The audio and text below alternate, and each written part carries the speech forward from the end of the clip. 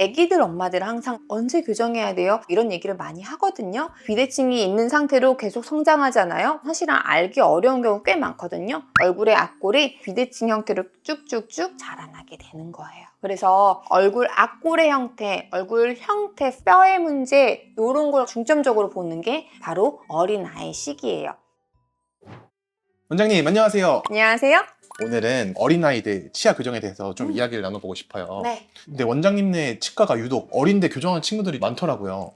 맞아요. 대부분 다 모델하는 친구들이에요. 그리고 아역 배우 하는 친구들도 많이 오고요. 근데 그렇게 이쁘장하고 잘생긴 친구들이 오는 이유가 따로 있나요? 이유? 뭘까? 원장님이 예뻐서?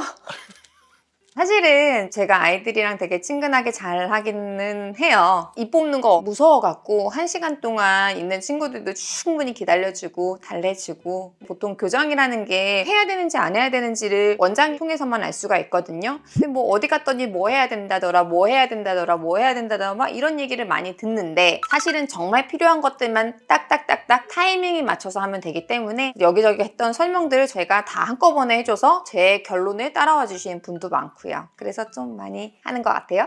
근데 아이들이 보니까 입에 뭘 물고 있더라고요. 프리올소라는 장치거든요. 교정을 하기 전에 전 단계에 꼈다 뺐다 하면서 앞골의 형성을 좀 맞춰주는 장치들이 있거든요. 정말 손쉽게 빠른 기간 안에 되게 예쁘게 바뀌기도 하기 때문에 되게 좋아하는 장치 중에 하나거든요. 아직 근데 치아가 다 자리가 안 잡았는데도 뭐 교정을 해도 상관이 없는 건가요? 애기들 엄마들은 항상 언제 교정해야 돼요? 이런 얘기를 많이 하거든요. 사실은 언제 해야 된다 요거보다 어떤 문제를 갖고 있는지를 먼저 판단을 하는 게 중요하고, 그 문제에 따라서 그 시기가 조금씩 달라져요.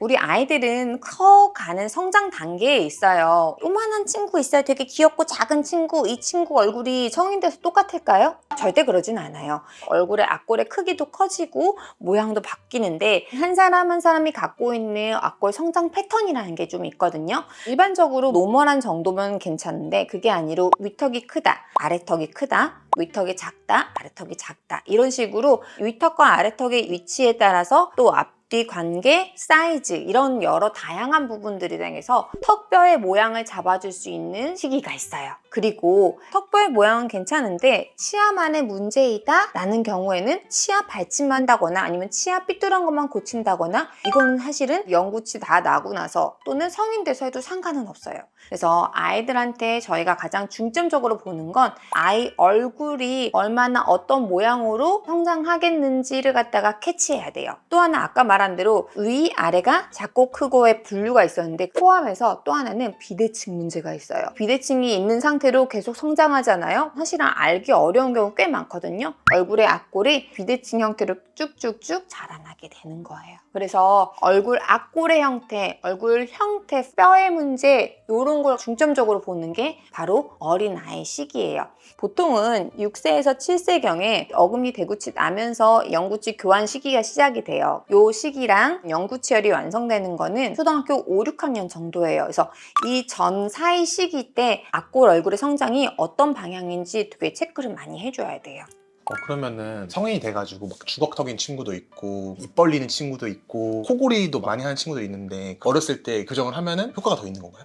교정을 해서 이게 없어진다고 할 수는 없지만, 교정을 해서 이 형태를 갖다가 노멀한 레인지 내로 끌어당겨 줄 수는 있을 것 같아요. 그게 치료지 않을까요? 근데 또 그것도 안 되는 경우도 분명히 있겠죠. 왜냐, 성장은요 누구도 못 막아요. 우리는 최대한 조절해서 데리고 오려는 거지, 그 이상으로 자기가 포텐셜이 있는 친구는 막지 못하는 경우도 분명히 있어요.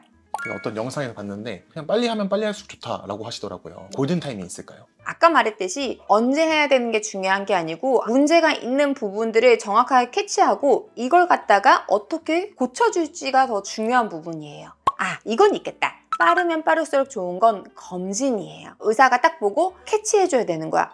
비대칭이 있네? 이거는 지금 놔두면 안 되겠구나. 얘는 반대로 물렸네? 빨리 빼줘야 되겠구나. 얘는 아래턱이 작으니 방치를 해야 되겠구나. 이런 식으로 어느 정도 의사가 플랜을 짜놔야 되는 거예요. 케이스를 좀 보고 얘기를 해줄게요. 얼마나 의사가 이걸 캐치하는 게 중요한지를 말씀드리고 싶거든요. 어렸을 때부터 저희 병원 다니던 친구예요. 영구치 교환식이 처음 와서부터 계속 팔로우업을 하고 있었거든요.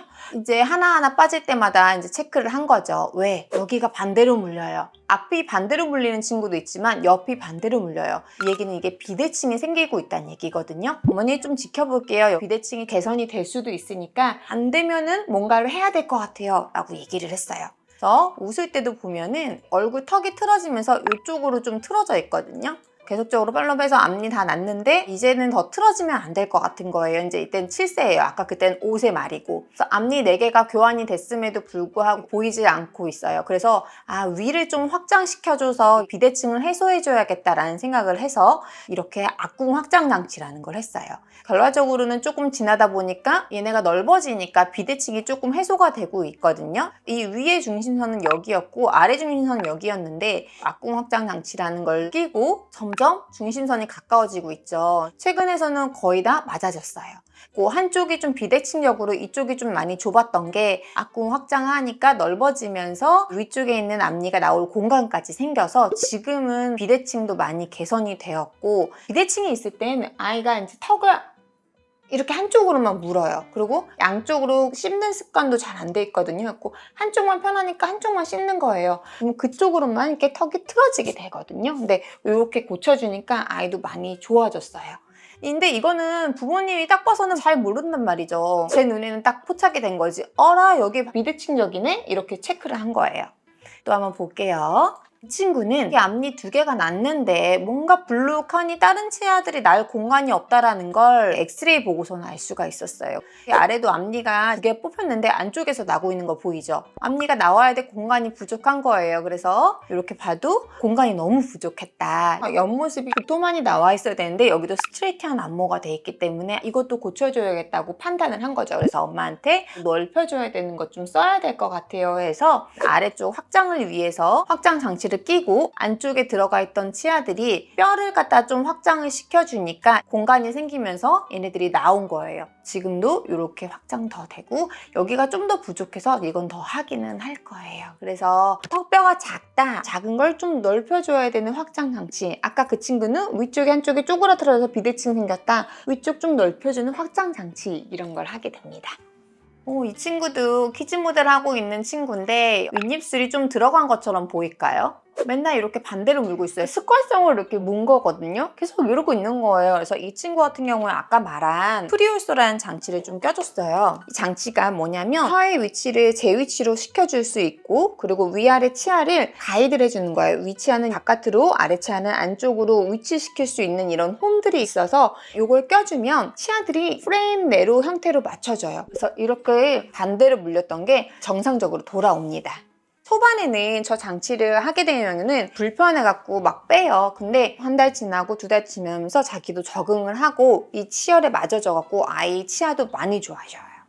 근데 뭐 성인 같은 경우에는 여러 가지 교정 방식이 있잖아요. 아이들도 정말 많아요. 상태에 맞게 껴줄 수 있는 장치들이 꽤나 많거든요. 근기능 장치라고 해서 근육의 기능을 재위치시켜줄 수 있는 그런 장치도 있고, 프리올소도 있고, 트윈블락도 있고, 뭐 여러 가지 굉장히 많습니다. 이런 장치들 중에서 정말 적절한 걸 의사들이 이렇게 초이스해갖고 아이들한테 딜리버리 해줘야 되는 거예요. 이 친구도 키즈 모델 하고 있는 친구였는데 여기 치아가 나오려고 하는데 공간이 없어요. 그래서 공간을 갖다가 확장하면서 하는 치료를 좀 했거든요. 그래서 많이 삐뚤삐뚤했는데 많이 펴졌어요. 우와. 근데 사실은 조금 더 커서 진행해도 돼요. 왜냐면 이 작은 얼굴이 커서까지가 아니기 때문에 아이 얼굴 커지는 거 보고 많이 부족했을 땐 좀 넓혀서 앞궁 확장 정도 해놓고 평가해서 해도 되는데 이 친구는 모델이니까 조금 일찍 시작한 케이스예요. 그래서 항상 말했듯이 삐뚤어요 이렇다고 해서 바로 하지는 않아요. 삐뚤해도 조금 기다릴 것이냐, 삐뚤한데 문제가 있어서 뼈를 갖다가 좀 고쳐줘야 될 것이냐, 이런 것들을 제대로 평가하고 제대로 치료 계획 잡으면 돼요. 가장 말씀드리고 싶은 건 6, 7세쯤에 명두치 맹출이 제대로 잘 일어나고 있는지, 공간이 부족한 건 아닌지, 어느 한쪽이 좀 과하게 성장하고 있는지 이런 것들은 좀 체크해 봐야 되고, 그렇게 체크했을 때 문제가 있다고 치면 중간중간 팔로우업 하면서 제때에 적당한 장치를 써서 그때 이걸 해결해주고, 그래서 앞골 성장을 제대로 된 방향으로 해줄 수 있도록 만들어주고, 그리고 나서 영구치 다 맹출했을 때 치아를 배열해서 반듯하게 만들어주는 교정 치료를 해주면 되는 거예요. 교정은 척뼈를 만질 수 있는 최적의 시기예요. 그래서 이때 꼭 상담 받아보시고, 사실 상담 받는 거는 뭐 비용 드는 것도 아니고 내 아이의 성장이 어떻게 커갈지 원장님한테 확인 받는 거잖아요. 제가 전문가잖아요. 그러니까 저한테 오셔서 확인을 제대로 받으셨으면 좋겠어요. 어머니들 궁금한 사항 정말 많으실 거예요. 댓글 남겨주시고요. 오시면 상담 잘 해드릴게요. 이상 청담 클린치과 오원장이었습니다.